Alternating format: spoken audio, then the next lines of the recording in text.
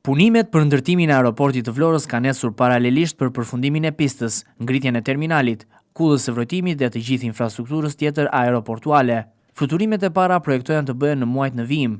Punimet për aeroportin e Vlorës nisën në fund të vitit 2021 me një sipërfaqe prej 309 hektarësh, pistë 3.2 kilometra dhe me një investim prej 104 milion eurosh. Porta ajrore e Jugut synon të japë një tjetër hovë zhvillimit të zonës dhe veçanërisht turizmit në vend.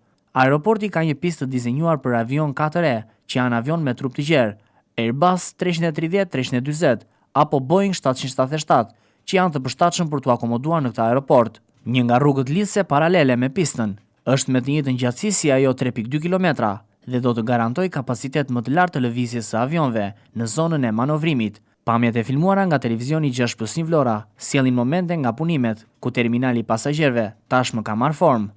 Aeroporti i Vlorës, vepra më madhore që qeveria shqiptare është duke zhvilluar në territorin e bashkisë, po ecën me ritme tepër të larta. Terminali pasagjerëve, i cili gjendet pas meje, thuajse ka marrë formë tashmë dhe për pak kohë ai do të përfundojë së ndërtuari. Gjithashtu, edhe zonat tek pistat e aeroportit tashmë janë thuajse drejt përfundimit, ndërsa investimi do të inaugurohet në 2 muajt në vijim. Çka do të thotë se plani i qeverisë është që avioni i parë të ulet në aeroportin e Vlorës në muajin maj dhe në fillim të qershorit të vi charteri i parë me turistë të huaj.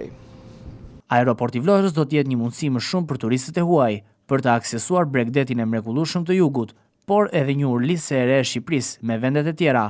Turizmi për 2025-ën pritet të ketë një tjetër hovë, duke patur parasysh se në qershor do të nisin fluturime charter edhe nga aeroporti i Vlorës.